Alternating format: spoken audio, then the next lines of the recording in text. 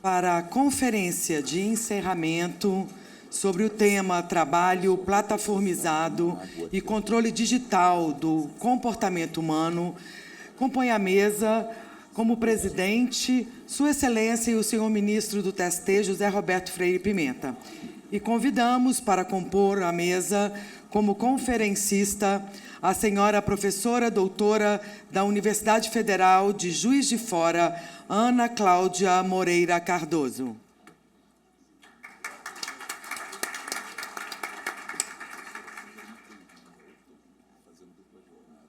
Tem a palavra Sua Excelência, o senhor ministro José Roberto Freire Pimenta. Bem, dando prosseguimento aos nossos trabalhos, renovo meus cumprimentos a todos os presentes, renovando também os meus cumprimentos à organização desse evento, aos ministros Maurício Godinho Delgado, diretor da ENAMAT, o presidente Lélio Bentes Correia, presidente do Tribunal Superior do Trabalho, que organizaram esse evento tão importante, tão relevante, sobre esse tema do trabalho, o Seminário Internacional Trabalho Plataformizado e a Prevenção do humanismo na sociedade digital. O que consta aqui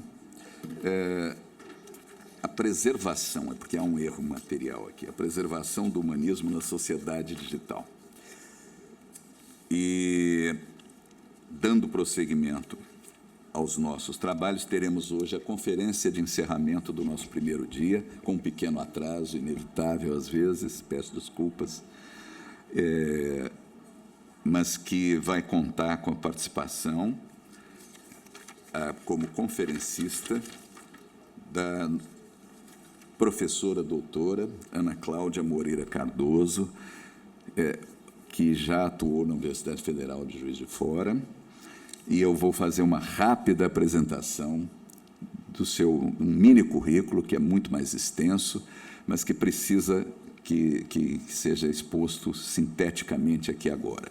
O tema da sua conferência de encerramento, na mesma linha, é o trabalho plataformizado e controle digital do comportamento humano.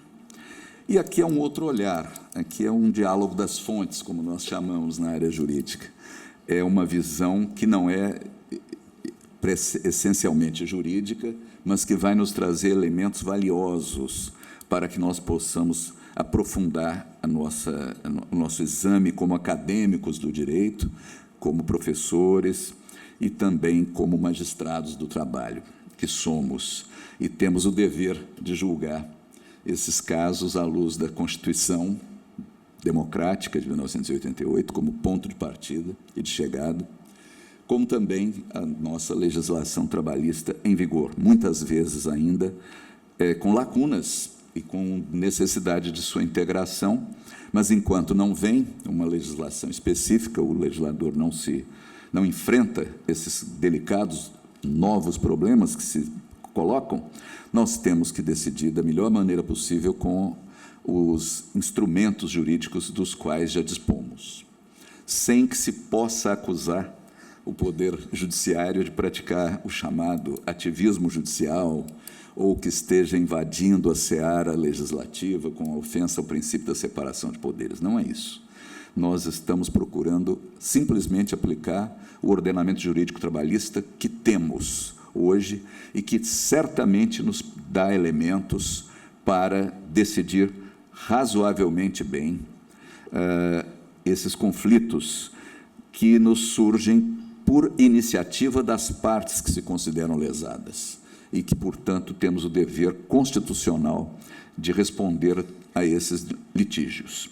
E esse olhar é um olhar, agora, da sociologia, da ciência política, sociologia do trabalho, para que nós possamos compreender bem esse fenômeno que tem elementos novos e tem elementos que são os mesmos, de sempre, né? De uma relação assimétrica de poder, uma relação econômica com uma parte muito forte e uma parte frágil que nós chamamos juridicamente de hipossuficiente, e que precisa da intervenção legislativa, da intervenção estatal, para tentar equilibrar um pouco as forças, né, que se contrapõem. É a razão de ser do direito do trabalho. Senão, não haveria necessidade de direito do trabalho, tudo seria direito civil. É curioso a gente ter que repetir uma ideia tão clássica quanto essa, mas é sempre bom relembrar, voltar ao básico, não é? Voltar aos clássicos. Mas, então, rapidamente, a professora Ana Cláudia Moreira Cardoso, ela realizou seu doutorado em Sociologia, em cotutela pela Universidade de São Paulo, a USP, e a Universidade de Paris, 8. Tem mestrado em Ciência Política pela USP e pesquisa pós-doutoral pelo Centre de Recherche Sociologique et Politique de Paris, CRESPA, 2012. E foi professora visitante, é pesquisadora convidada no, eu não sei se é ETUI, de Bruxelas, né? E trabalhou no DIEESE durante 26 anos. Atualmente é pesquisadora independente do Grupo de Trabalho Digital da Rede de Estudos e Monitoramento da Reforma Trabalhista, REMIR, bem como consultora no Ministério das Mulheres e da Escola Nacional de Saúde Pública, Fiocruz. Então, esses novos elementos que certamente nos serão trazidos vão nos permitir ter um outro olhar, não necessariamente contrastante ou contraposto, mas que será um valioso instrumento para que nós possamos compreender melhor esse fenômeno que se coloca no fundo dos conflitos trabalhistas que nos são distribuídos. Então, seja muito bem-vinda, agradeço muito a sua participação, professora, e tenha a palavra. Muito obrigada. Bom, então, agradecer o convite, agradecer o trabalho de todas as pessoas que trabalharam para que esse evento pudesse acontecer. Então, de onde eu falo, né? Então, eu falo da sociologia e da ciência política e de alguém que trabalha com esse tema desde 2017, né? Exatamente quando eu estava no ETUI. O ETUI é uma entidade do movimento sindical europeu. E, naquele momento, quando as empresas plataformas de entrega entraram na Europa, os sindicatos foram exatamente procurar o ETUI para saber o que estava acontecendo, ou seja, como era possível empresas simplesmente entrarem no mercado de trabalho dizendo que não eram empresas e sem dar nenhum direito, né? Então, foi aí que eu comecei a estudar esse tema. Quando eu voltei ao Brasil, fiz muitas pesquisas com condutores em empresas plataforma, com entregadores. Hoje em dia, eu estou nesse projeto com a Fiocruz, que nós fazemos a formação de entregadores e de motoristas em plataforma. Também estou num projeto sobre plataformas de trabalho de cuidado, né, um projeto internacional, e também coordenei um trabalho junto com o DIEESE, exatamente para a gente estudar o processo de plataformização nos diferentes setores da economia. E também estou em grupos de pesquisa que a gente tenta fazer assessoria para os trabalhadores que estão no grupo hoje fazendo a discussão sobre regulação. Então, a primeira coisa é, o que é uma plataforma de trabalho? É uma tecnologia. Assim como a inteligência artificial, IoT, algoritmo, nós estamos falando de uma tecnologia, certo? Bom, mas o que é uma tecnologia? A tecnologia não cai do céu, ela é uma construção social. Portanto, toda tecnologia ela vai se transformando em função da ação social e ela vai transformando a sociedade. Então, isso nós já sabemos. E qual é o grande risco? Não é? O risco é quando a sociedade adjetiva, né? A sociedade olha para aquela tecnologia como se fosse uma verdade. Portanto, se é uma verdade, ela não pode ser questionada. E tem vários autores que nos trazem essa questão do fetiche da tecnologia. E aí nós estamos aqui exatamente fazendo o contrário.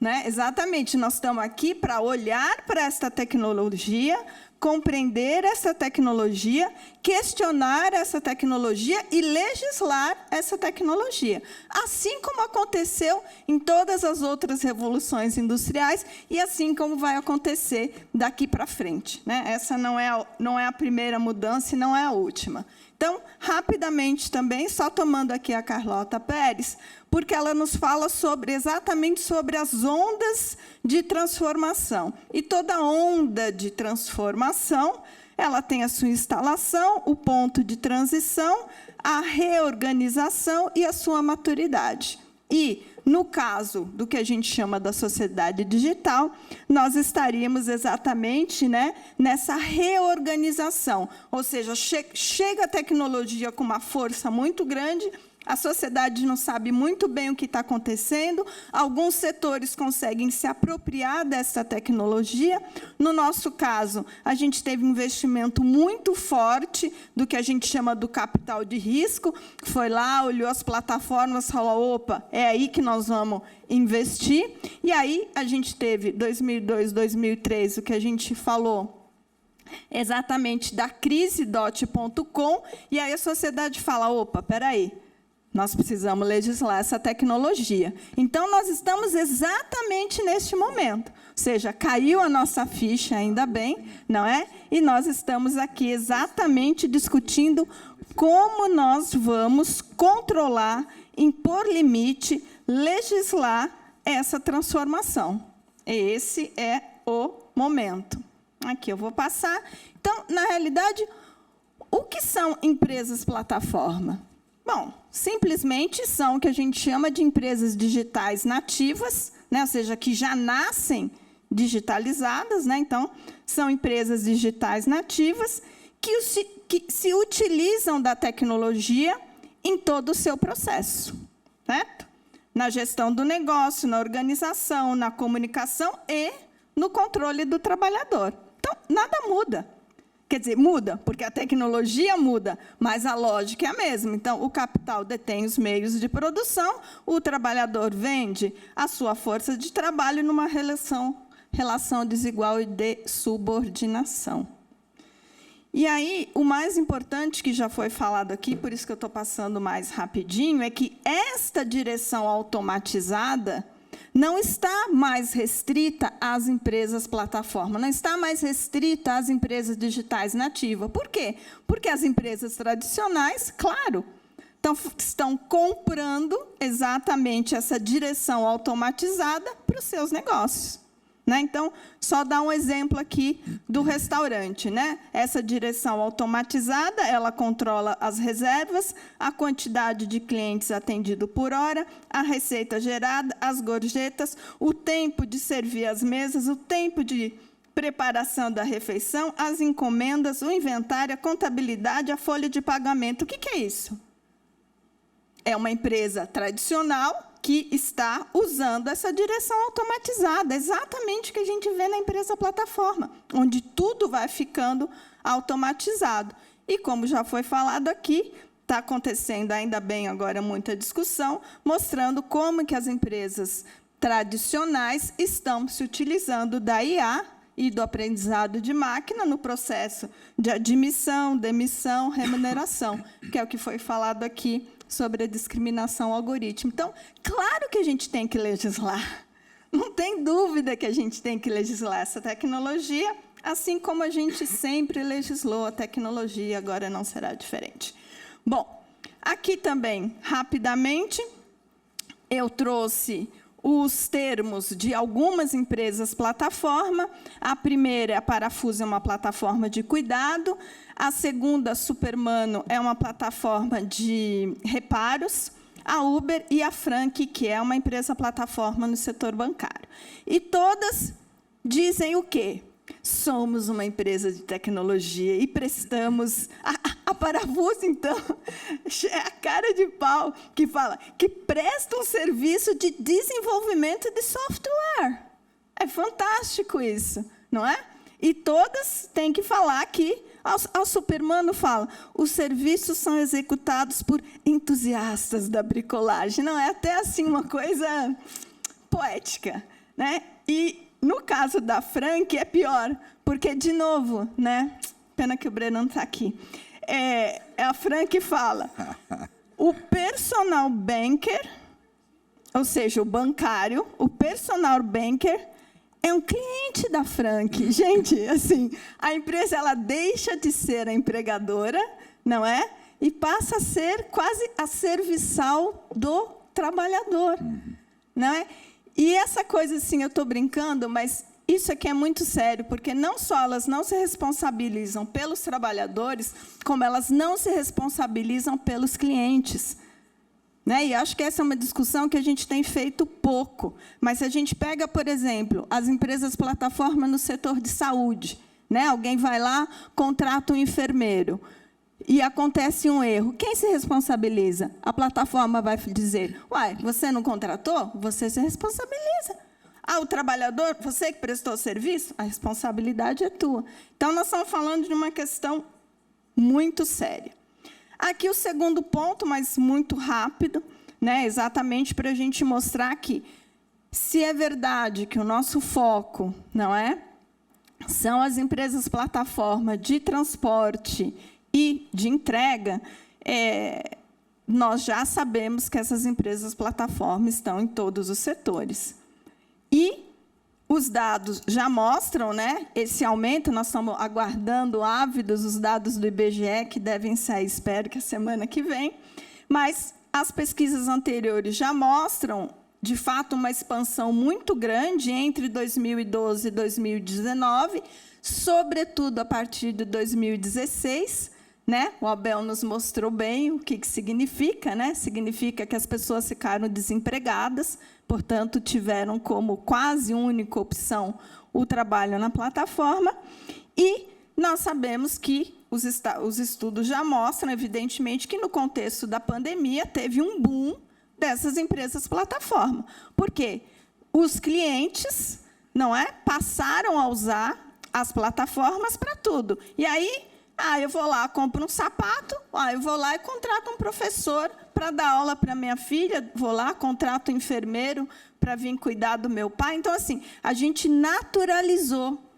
Ninguém pensa, mas eu estou contratando um serviço, mas para eu pagar menos caro significa que aqueles trabalhadores não têm direito. Não. Né? Por isso a importância também da gente fazer um trabalho voltado para os clientes. Então, o que a gente vê é que essas empresas plataforma, claro, entram por aqueles setores mais precários, porque sabiam que haveria menos resistência social, e, de fato, elas estavam certas, né? E aí elas falaram, bom, já que não teve resistência, agora nós vamos invadir os setores formais. E é isso que a gente vê. Bancário, jurídico, educação, saúde. Então, essas empresas plataforma, elas reproduzem o trabalho precário naqueles setores já precários e elas precarizam o trabalho naqueles setores que não eram precários. Então, quem tiver interesse, aquele trabalho que eu falei para vocês, que a gente estuda o processo de plataformização em vários setores, deem uma olhada na revista do Diese, que lá a gente tem textinhos pequenininhos sobre cada setor. Mas o que a gente percebe? A gente percebe que, claro, existe um modus operandi comum a todas essas empresas plataforma, uso de tecnologia, gestão por metas gamificada e por meio de algoritmos, desconsideração da legislação e dataficação. Mas, quando a gente começa a estudar os diversos setores, a gente vai perceber que, em cada setor, o processo de plataformização não é exatamente o mesmo, assim como no setor tradicional, né? Ou seja, estudar o setor do comércio não é a mesma coisa que estudar o setor químico, então é a mesma coisa. Bom, aí a gente entra no terceiro ponto, que é a gente tentar olhar as empresas plataforma por dentro, né? E não olhar por fora, né? Porque aí a gente, às vezes, pensa mesmo que é tudo igual, mas, se a gente olhar por dentro, a gente consegue perceber o que é específico, que é exatamente essa forma de gestão. Então, o que a gente tem que se perguntar é até que ponto são essas empresas que definem, direta ou indiretamente, quando o trabalhador é admitido e demitido, são as plataformas. O preço são as plataformas. Os percentuais que elas se apropriam, e que a gente chama de mais valor pela exploração do trabalho, óbvio, são elas que definem. As taxas, os incentivos, os bônus, o primeiro contato do cliente, como o trabalho vai ser realizado, a avaliação, as sanções e as multas. E pior, que o trabalhador nem sabe por que ele recebeu uma multa. Sim, porque esses trabalhadores pagam multa, gente. Quando a gente estuda as empresas plataforma no setor de cuidado, essas trabalhadoras pagam multa. Primeiro, elas pagam para entrar na plataforma, porque tem que pagar. Depois, elas pagam a taxa de exploração. Depois, muitas vezes, elas têm que pagar a multa. E elas também pagam para que o dinheiro que a plataforma receba seja depositado na conta delas. E elas também pagam para poder dar um certo destaque para o seu perfil. E algumas ainda exigem que a trabalhadora leve o produto de limpeza. Né? Então, ela vai no ônibus carregando o produto de limpeza, porque é uma coisa simples. Né? Por exemplo, em limpeza pesada, vocês imaginam a quantidade de material de limpeza, elas têm que levar no ônibus. Então, enfim, a forma de comunicação também é a plataforma, mas o tempo de trabalho também é a plataforma que define. E eu acho que essa é a nossa questão fundamental. Né? Por quê? Aí, esse desenho aqui fica melhor. Porque a gente tem que entender que uma gestão, que nós vamos discutir um pouco mais, uma gestão por metas, gamificada e algorítmica, mais uma baixa em certa remuneração, num contexto de desemprego, o que acontece, gente? Qualquer um de nós que estivéssemos nesta situação, o que nós faríamos para alimentar a nossa família? A gente ampliaria as nossas jornadas, a gente intensificaria o nosso trabalho para tentar ter uma remuneração um pouco maior. Todos nós faríamos isso. Então, vim aqui dizer, não é? Que, como a gente vê em muitas decisões, que os trabalhadores podem se logar e podem se deslogar. Não sei se existe esse verbo. Deve existir já. No momento que eles querem, é não entender essa gestão. Né? Porque, óbvio que eles não podem. E essa ampliação da jornada e essa intensificação do trabalho, é claro que vai levar a acidentes e adoecimento físico e mental, o que aconteceria. Aliás, nós, quando começamos a trabalhar demais e de forma muito intensa, a gente sabe muito bem o que acontece, mesmo para aqueles que têm um emprego garantido, com salário garantido, que não é o caso deles. Bom, então, o que as pesquisas mostram? E aí o Abel falou muito claro, né? Ele falou, eu estava desempregado, não tinha opção e fui trabalhar na plataforma de transporte. Então, o que as pesquisas mostram é que, de fato, uma boa parte dos trabalhadores estavam numa situação de desemprego. Não lá no começo, porque lá no comecinho, o que aconteceu? Que o Abel também falou, as empresas plataforma entraram com taxas bem altas, no setor de beleza também, as manicuras falam isso, entraram com taxas bem altas, não é? E aí, muito entregador saiu do seu trabalho CLT, muito motorista, porque todos foram atraídos, depois que as plataformas já viram que tinha uma multidão de trabalhadores, aí elas falaram, oba, agora a gente pode reduzir. Né? Então, o que a gente vê é que um percentual grande desses trabalhadores estavam desempregados e outra informação importante, que para grande parte dos trabalhadores é a única fonte de renda. Então, claro que vai trabalhar mais. Vai trabalhar quantas horas o corpo e a cabeça aguentar. Bom, então, o que a gente percebe, né, é que essas empresas não reconhecem a relação de subordinação, mas são elas que definem todas as regras laborais, não são ordens escritas, não são ordens explícitas, não é? mas é uma gestão que a gente chama por metas gamificada por meio do algoritmo, que busca exatamente disfarçar o mando e a subordinação. E essa gestão, ela tem elementos antigos, né? Nós conhecemos a gestão por metas, que vem lá do toyotismo, que vocês devem enfrentar aqui, porque hoje a questão das metas está generalizada em todos os setores, né? Quantos alunos, quantos processos, quantos leitos, quantos, né? Isso a gente conhece bem. Então, essa gestão por metas é uma coisa antiga, não foi trazida pelas plataformas. Só que agora ela aparece, né? A gestão por metas aparece de um jeito bonitinho, como se fosse um jogo, não é? Então, faz essas metas a partir de elementos do jogo: pontuação, competição, classificação, prêmio, punição. Mas as regras desse jogo, como já foi falado, são todas definidas de forma unilateral, não são claras, são diferentes entre os trabalhadores, mudam constantemente para os trabalhadores não entenderem o que está acontecendo, mas, ao mesmo tempo, tem que dar aquela esperança para o trabalhador de que amanhã vai ser melhor, porque ele não pode abandonar o jogo, né? E, claro, a tecnologia, o algoritmo também é novo, né? Então, o que a gente percebe é que essa tecnologia, essa forma de gestão, consegue, aí, a partir de estudos, exatamente exercer um extremo controle, né? E determinar todas as regras: pagamento, procedimento de trabalho, conexão, etc., etc. Depois eu posso passar, tá? Se quiser, eu passo os slides para vocês circularem. Bom, as pesquisas, tá? As pesquisas. Então, a gente tem dois tipos, nós temos as pesquisas que começaram já lá em 2019, exatamente no contexto da pandemia, né? Porque nós estávamos, naquela época, em vários grupos de WhatsApp, de entregadores e de motoristas.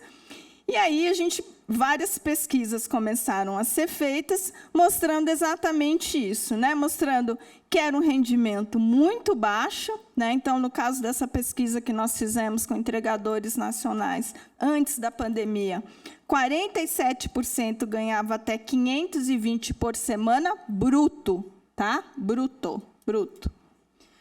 E também uma pesquisa feita pelo Filgueiras e o grupo de pesquisa dele lá da Bahia também mostrou um percentual muito grande, olha, 32% ganhavam menos do que um salário mínimo. E aí o que nós vimos, claro, é que no contexto da pandemia, como a Abel também falou, houve uma queda drástica dos rendimentos. No caso dos motoristas, a situação foi uma catástrofe, né? Porque não tinha cliente, claro. Não tinha cliente. E, no caso dos entregadores, tinha. Só que, como teve um boom de desemprego, vários trabalhadores migraram para a entrega. Então, o trabalhador individualmente, na realidade, ele tinha menos demanda de entrega. Então, ele tinha que trabalhar muito mais horas. E a plataforma, tendo aquela multidão de trabalhadores, ela começou a cortar todos os bônus, todas as tarifas dinâmicas, enfim. Então, foi isso que nós vimos. A pesquisa que foi citada aqui, né, é uma pesquisa que foi paga, né, pelas empresas plataforma.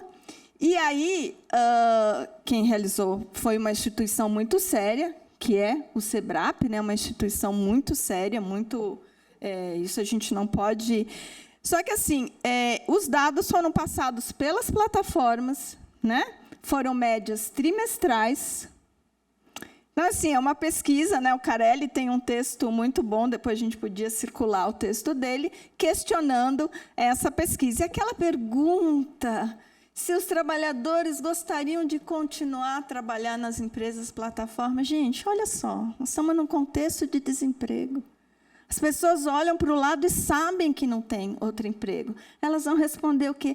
Ai, não, eu gostaria de ficar desempregada e de não ter nem essa renda. Então, assim, né, eu acho que a gente tem que tomar, a gente poderia abrir depois aqui, fazer uma outra atividade trazendo as várias pesquisas, porque eu acho que isso é muito importante. Mas, bom, além de mostrar um rendimento baixo, mostrar que reduziu no contexto da pandemia, que houve um aumento do custo de vida e não houve o reajuste das tarifas, o gasto com as ferramentas de trabalho e com as taxas são dos trabalhadores, e tem uma questão muito séria, que é exatamente do tempo de trabalho não remunerado.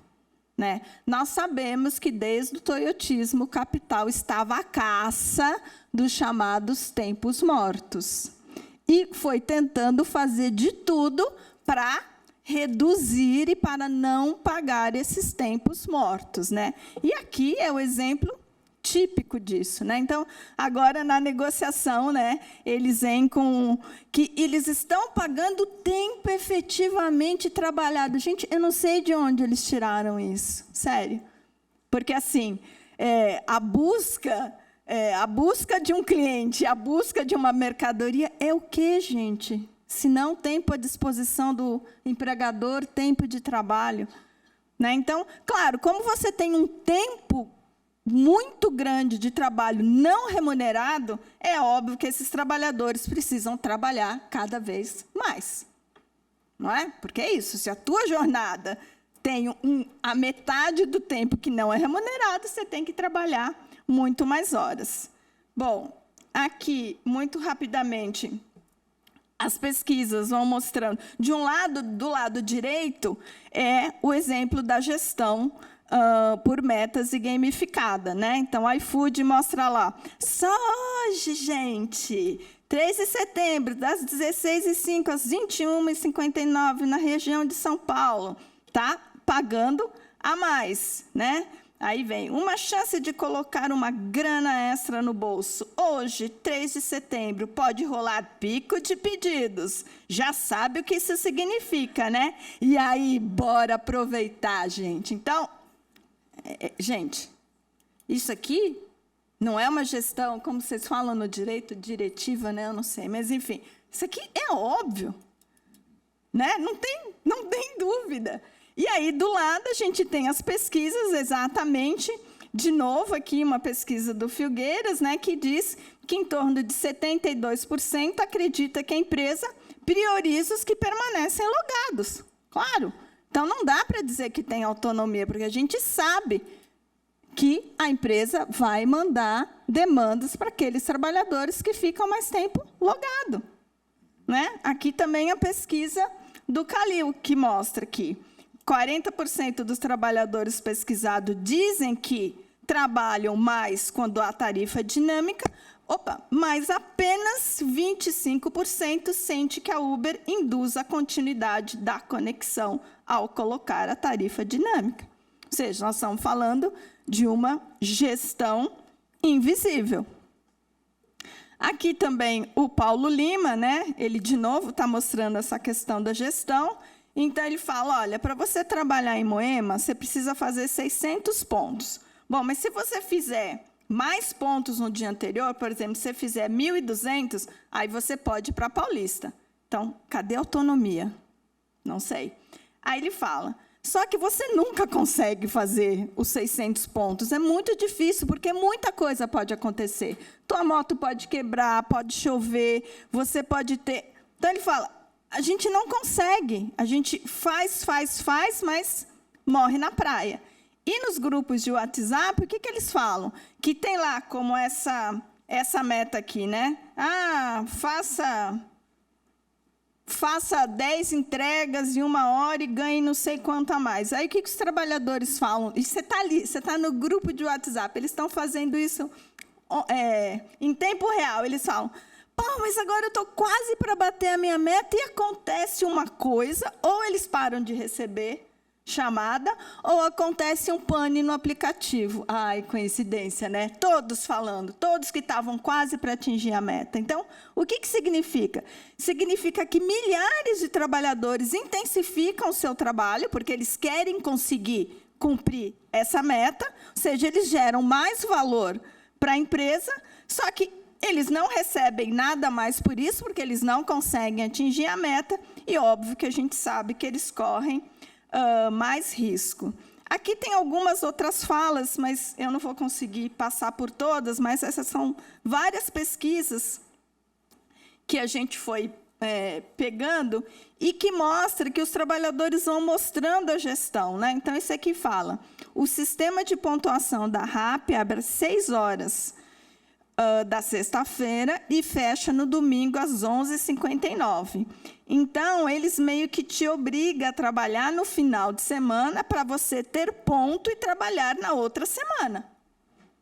Aqui, plataformas no setor de pesquisa. Então, ele fala, não sei como trabalham, mas vão observar meu rendimento e qualidade do meu trabalho. Aí me mandam, olha, você não fez a hora mínima. Olha, presta atenção para não ser removido do projeto. Gente, cadê a autonomia? Não é? Aqui, de novo, uma fala da pesquisa da Carol, que fala, se em 30 minutos tu cancela 3 corridas, essa deve ser, né, com esse sotaque de tu, mas não vou dizer quem é. Se em 30 minutos tu cancela 3 corridas, 4 corridas seguidas, pode tomar um gancho de até 1 dia, 2 dias. Não tem um patrão, mas um chefe, é o algoritmo que tem essa subordinação. O algoritmo manda e desmanda na gente. E aí, claro, né, o que as pesquisas mostram é que nós estamos diante de longas jornadas, porque isso aqui não são médias, tá? Isso aqui são os trabalhadores que responderam. Então, são longas jornadas e que se estendem por toda a semana. Eles não trabalham 4 horas, 4 dias por semana, gente. Aliás, se fosse isso, né, eles estariam ricos, né? Mas não é o caso. Bom, aqui, algumas pesquisas, aí pesquisas um pouquinho mais recentes, que mostram exatamente as violências sofridas neste trabalho. Né? Por quê? Porque é um trabalho sem direito. É um trabalho, quando esses trabalhadores sofrem uma violência ou um acidente, eles não têm a quem recorrer. Então, teve uma pesquisa agora coordenada pela Fundacentro e a UFBA, né, que mostra o percentual alto de acidente, assalto, tiro ou agressão no trabalho. A própria pesquisa, né, aquela pesquisa coordenada pelo SEBRAP, patrocinada pela Mobitech, mesmo essa pesquisa mostra que no caso dos entregadores, dentre os entrevistados, 25% já tinha sofrido acidente, 18% racismo ou violência de gênero e 8% assaltados. No caso dos condutores, o percentual um pouco menor para acidente e para racismo, mas, gente, 2% já seria inaceitável, né? Então, aqui a gente não traz o percentual para dizer se é aceitável ou não, porque nenhuma forma de violência pode ser aceita, né? E aqui também uma outra pesquisa que foi feita a partir dos dados da Pesquisa Nacional de Saúde, também mostrando um percentual muito alto de acidente, e, no caso aqui da pesquisa, mostra também que, quando a gente olha os dados do DPVAT, que 90% das indenizações pagas em 2020 foram para motociclistas. E uma coisa seríssima que a gente está enfrentando é porque a gente sabe que não há emissão de CAT para esses acidentes. Esses acidentes entram como acidente de trânsito. Mesmo que o trabalhador chegue na saúde pública, com a sua bag, com alimento dentro da bag, esse acidente não vai ser colocado como acidente de trabalho. Então, essa é uma coisa muito séria. E a grande pergunta, claro, é quem paga pelo adoecimento mental e físico, pela incapacitação e pela morte desses trabalhadores. Ou seja, os próprios trabalhadores, as suas famílias e o Estado. O Estado somos nós, eu, você, ele, cada um de nós. Né? E a empresa fica, claro, com o lucro. Então, o que a gente percebe, né, infelizmente, diferente da preservação do humanismo, o que a gente percebe é uma hiperexploração, uma precarização que leva ao aumento do risco físico e psicológico, né? Então, nós estamos falando de um trabalho que gera insegurança, medo, aumenta os problemas ergonômicos, aumenta os acidentes, aumenta a carga psicológica e física, né? O Abel falou aqui do desequilíbrio entre vida privada e vida profissional, leva à fadiga crônica. O medo desses trabalhadores serem mal avaliados pelos clientes faz com que eles aceitem todas as formas de violência que vêm dos clientes, porque, muitas vezes, quando o trabalhador reclama, é o trabalhador que é demitido da plataforma. E mesmo em casos de assédio sexual, né? O que acontece muitas vezes é que a Uber fala: então tá bom, eu não vou deixar mais esse assediador fazer pedido de corrida para você. Como assim? Para as outras pode. Tudo bem. Para as outras trabalhadoras pode. Então, assim, nós estamos falando de uma questão muito séria. Então, é um trabalho, ausência de diálogo, violência, falta de autonomia, não há uma real flexibilidade, acho que isso já está claro, né? E um sentimento de desamparo e isolamento. Aí, só no meu último minutinho aqui, muitas vezes, quando a gente vai discutir com os trabalhadores, né, a questão da CLT, além de ter um desconhecimento muito grande do que é CLT, né? Muitas vezes os trabalhadores acham que CLT é salário mínimo, que CLT é poder trabalhar só para uma empresa, que CLT é não ter flexibilidade no tempo de trabalho. Nós estamos tentando primeiro mostrar que isso não é verdade, até porque foi o próprio capital que demandou flexibilidade do trabalho, né? A partir do banco de horas, foi uma demanda do capital, não foi nem nossa. Mas, enfim.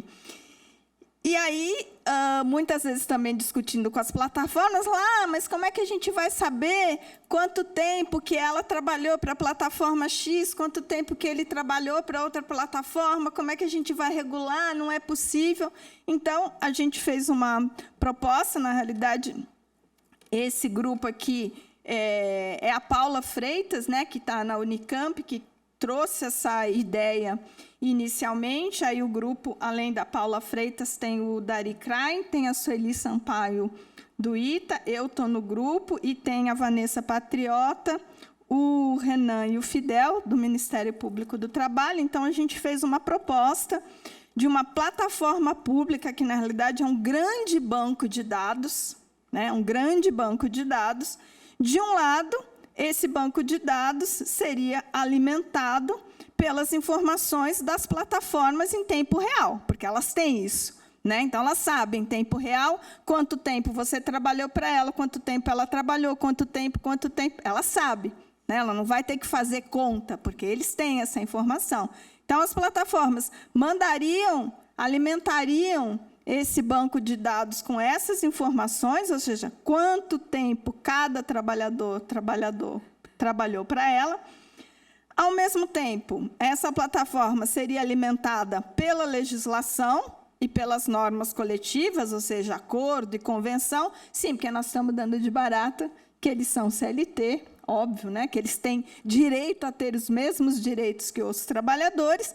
E aí, esses dados seriam processados e, ao final da semana ou do mês, né, vamos supor aqui a dona da iFood ficaria sabendo quanto ela teria que pagar para cada um dos trabalhadores. Ou seja, proporcionalmente, ela teria que pagar pelo tempo que ela usou a força de trabalho daquele trabalhador, né? Então, isso exatamente é uma proposta, a gente já conversou um pouco com o Ministério do Trabalho, porque isso significa que os trabalhadores poderiam, né, assim como já acontece, mas, enfim, trabalhar para várias plataformas, poderiam trabalhar um pouco para uma, um pouco para outra, mas a gente teria condição de ter esses dados.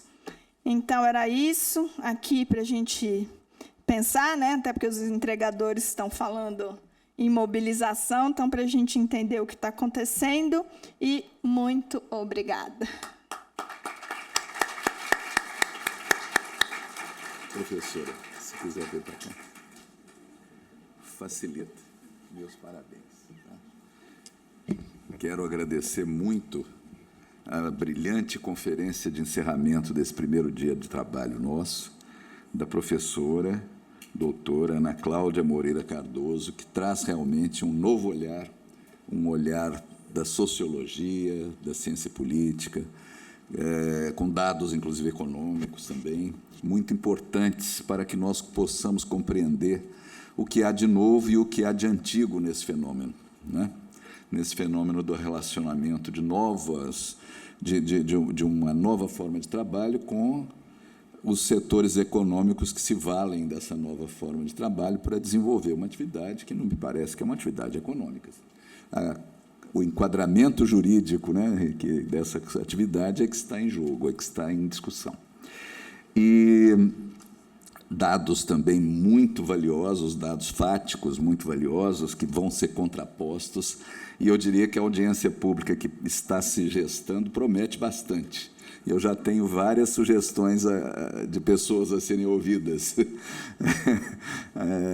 oportunamente. Claro que haverá o contraditório, haverá outros setores interessados que vão trazer dados diferentes para que nós possamos realmente mergulhar nesse fenômeno e procurar extrair a verdade, o que realmente ocorre em nosso país, como ocorre em todo o mundo. Agora, eu quero, mais uma vez, sanar uma última omissão minha. Eu não agradeci expressamente também aos senhores servidores do Tribunal Superior do Trabalho e também aos trabalhadores terceirizados que nós temos aqui, que atuam e que são fundamentais nas nossas atividades. Sem eles, também, nós não temos como atuar e fazer um seminário da qualidade e do porte desse seminário que está sendo transmitido e que há muitos outros magistrados que estão online, aí sim, fazendo o uso legítimo da nova tecnologia, né? Nós ampliamos a nossa repercussão para todo o território nacional, com palestras que vão ficar, inclusive, preservadas no YouTube, né, pelo canal da Enamate. E, rapidamente, só para pontuar alguns dados muito interessantes que foram trazidos, e registrando também que há necessidade de trazer, eu quero louvar também o que a nova administração do Tribunal Superior do Trabalho, do ministro Lélio, e também a direção da Enamate, pelo ministro Maurício Godinho Delgado. Eu participo do Conselho Consultivo, como um dos ministros integrantes, que tem também desembargadores e desembargadoras, e um magistrado de primeiro grau, quer dizer, é um conselho plural nesse sentido, que eu já integrei quando era desembargador, antes de vir para o TST, na primeira composição do conselho, mas essa perspectiva que essas novas direções estão trazendo de reabertura, eu diria, não de abertura, mas de reabertura do Tribunal Superior do Trabalho para ouvir e contar com a participação de toda a sociedade civil, da academia e dos setores excluídos, né?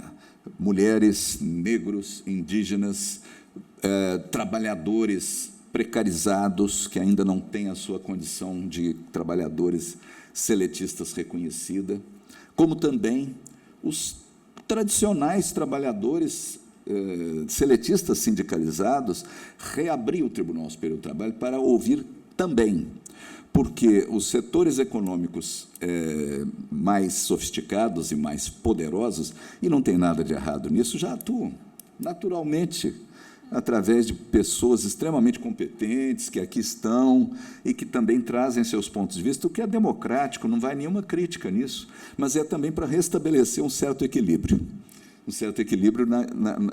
para que ouçamos todos esses pontos de vista.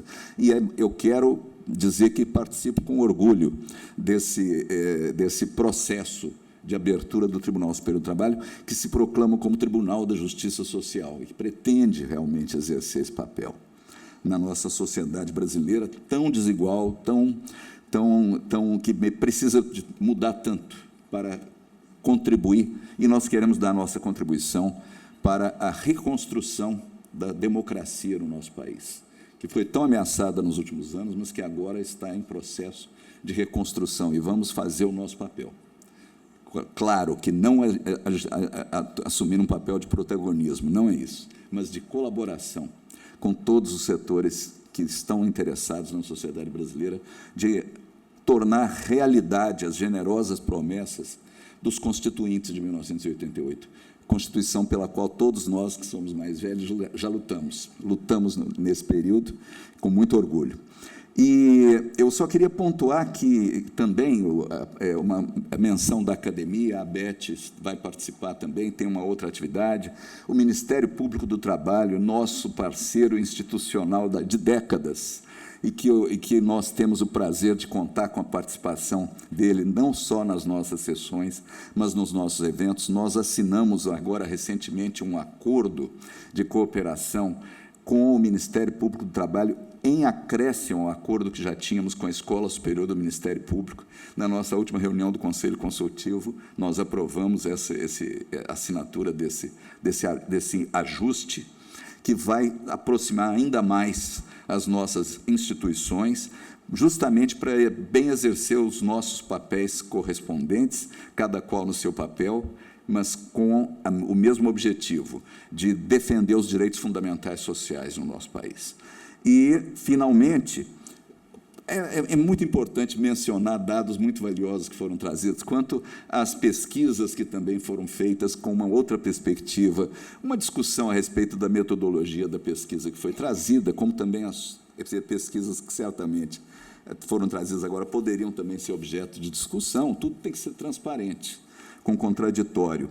E lembrar que, realmente, o tempo à disposição, nós que somos da área jurídica, artigo 4º, caput da CLT, é tempo de trabalho, não só o tempo de trabalho efetivo, mas também o tempo em que o empregado aguarda ordens ou fica à disposição do empregador. Por quê? Por causa da velha alteridade, o princípio da alteridade. O risco do empreendimento é do empregador. Ele é que tem que arcar com os custos e os riscos, é ele que ofere os lucros e que, portanto, ele tem que pagar pelo tempo em que o empregado está à sua disposição. Isso é elementar. Então, daí a razão da fuga da CLT. Isso. Não, e tempo à disposição é tempo de desgaste físico claro, e mental. Claro, ele não faz o que ele quer, ele não está vivendo... Não são as 8 horas a canção famosa, 8 horas para viver, 8 horas para dormir e 8 horas para trabalhar, que os sindicatos ingleses cantavam na época da luta pela jornada normal de trabalho. Claro, não são os 8 tempos, as 8 horas de vida, são as 8 horas de trabalho, evidentemente. Então, ele não faz o que ele quer, ele não está podendo viver. Ele está trabalhando, o que é uma parcela importante da sua vida, mas não é o resto. Não é elementar, chega a ser elementar. E a observação do uso das sanções premiais, quer dizer, dos incentivos. A sanção não é só a repressiva, embora ela seja um componente importante. As sanções premiais, que o toyotismo já também usava, a fiscalização não pelo próprio empregador, mas o toyotismo começou com a fiscalização pelos outros colegas da mesma equipe de trabalho. E agora é mais refinado, é o próprio consumidor que fiscaliza. Então, isso também, me parece, configura, ou pelo menos torna possível dizer que há fiscalização, usando de uma maneira refinada, a tecnologia permite isso, que a fiscalização se faça não diretamente pelo empregador, mas não exatamente pelos membros da equipe, porque o que há é uma concorrência entre eles, para obter aqueles ganhos que também são, de certa forma, ilusórios, porque parece que há uma configuração, em algumas situações, pelo menos eu tenho que ser prudente, um jogo de cartas marcadas em que o jogo muda, as regras do jogo mudam unilateralmente pelo tomador dos serviços, vamos chamar assim, de uma maneira um pouco mais neutra, no meio do jogo, e sempre em detrimento dos outros. Então, são dados muito importantes. A questão das subnotificações dos acidentes de trabalho é extremamente grave, onera a Previdência Social Nacional e onera os próprios trabalhadores, que têm que arcar com os custos. Então, eu completando e sendo redundante, mas necessária a redundância, essa audiência pública realmente promete, e eu acho que esse seminário tem essa grande virtude de trazer à consideração de todos nós o exame de elementos tão importantes. Eu, então, peço ao cerimonial, né, que, por favor, agradecendo a presença de todos, eu passo a palavra à mestre de cerimônias para a conclusão da nossa última atividade do dia, convidando a todos para o prosseguimento do seminário amanhã. Não sei se o cerimonial pretendia também fazer isso, eu vou deixar para o cerimonial, então, anuncie os painéis de amanhã, com o encerramento do seminário. Pois bem. Neste momento, então, o presidente da mesa fará a entrega do certificado de participação e do troféu da CLT à conferencista. Pois não, aqui o troféu. Muito obrigado. Com muito orgulho, o troféu da CLT.